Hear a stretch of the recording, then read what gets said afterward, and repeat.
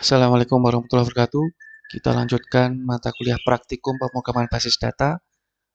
Untuk hari ini kita akan membahas tentang store prosedur yang akan kita terapkan di kasus edit data. Ini saya contohkan dulu dari aplikasinya. Jadi nanti ini akan saya klik edit ya, edit. Kemudian perhatikan di sini ya, di bagian bawah sini.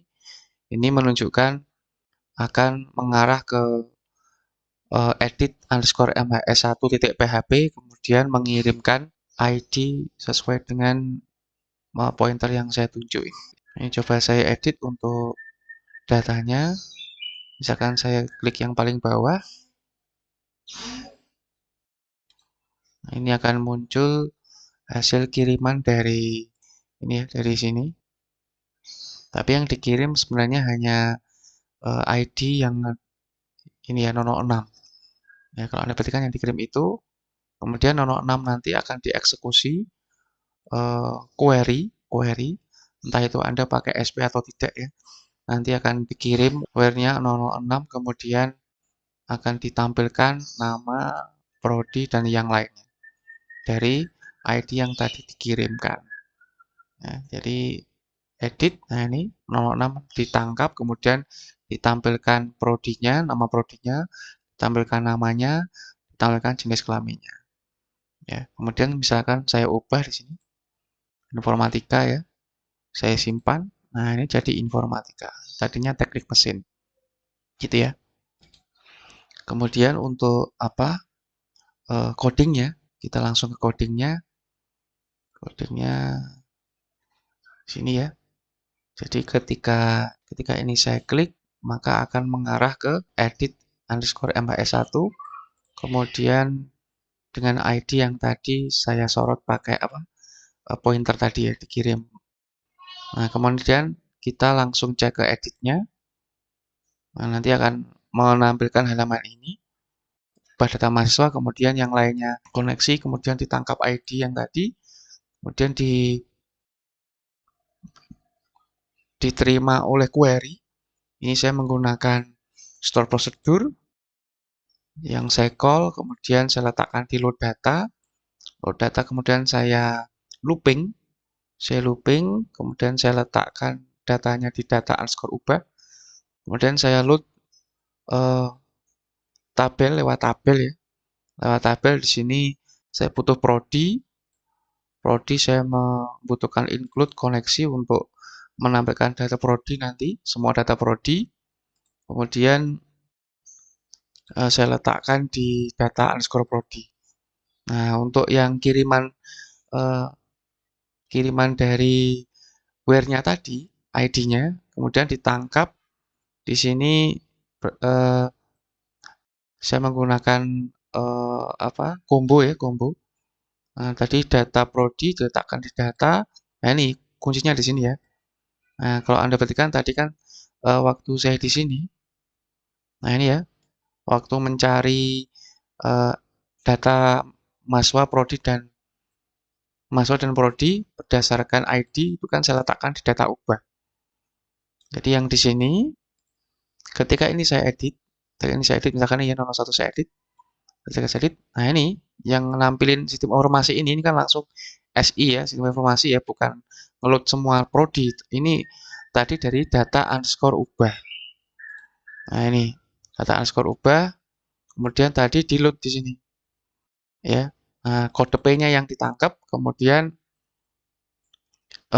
di sini ada seleksi jika sama dengan data prodi yang ada di list tadi dengan data kode P yang apa? Yang hasil kiriman, nah nanti akan dipilih gitu. Nah, yang tampil mengapa kok namanya? Karena di sini memang yang saya echo adalah nama.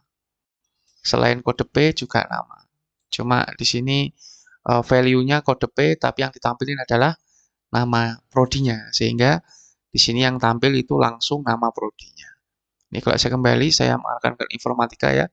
Di data 003 saya edit. Nah, ini langsung ke mengarah ke informatika. Nah, ini ya. Itu untuk penjelasan prodinya. Jadi, itu option yang mengambil dari option value, yang mengambil dari data dari tabel ya, dari tabel. Kemudian yang lain tentunya lebih mudah karena hanya ngeload NIM, nama, dan jenis kelamin. Kalau jenis kelamin ini karena cuma ada L dan P di aplikasi saya, di sini langsung saya kasih seleksi if jika data ubah yang saya terima dari kiriman tadi itu L, maka mengarah ke L yang diseleksi itu L, ya. Tapi yang ditampilin di listnya itu laki-laki. Ya, jadi L, tapi yang ditampilin itu laki-laki. Tapi di database-nya, di tabelnya itu L atau P ya. Jadi laki-laki perempuan ini hanya untuk tampilan di user ya. Jadi mempermudah bagaimana user itu membedakan. Kemudian sebaliknya kalau yang nanti di load itu adalah P, data ubah yang diterima adalah P, maka yang diselected adalah P, yang tampil di kombonya adalah perempuan. Kemudian berikutnya ada tombol di sini. Nah, ini tombol submit berarti nanti akan mengarah ke mana tadi? Nah, ini ya. Tadi form ya, mengarah ke edit underscore MAS underscore aksi. Saya mengarah ke sini sekarang. Nah, di file tersebut ini ada include koneksi biasa ya. Kemudian menangkap kiriman dari form ubah tadi. Ya, saya tangkap, saya letakkan di npm, nama saya letakkan di nama, dan seterusnya. Kemudian di sini ada dua cara. Yang pertama adalah kita pakai query biasa. Nah, ini ya query biasa ya. Nah, sampai sini. Nah, ini ya.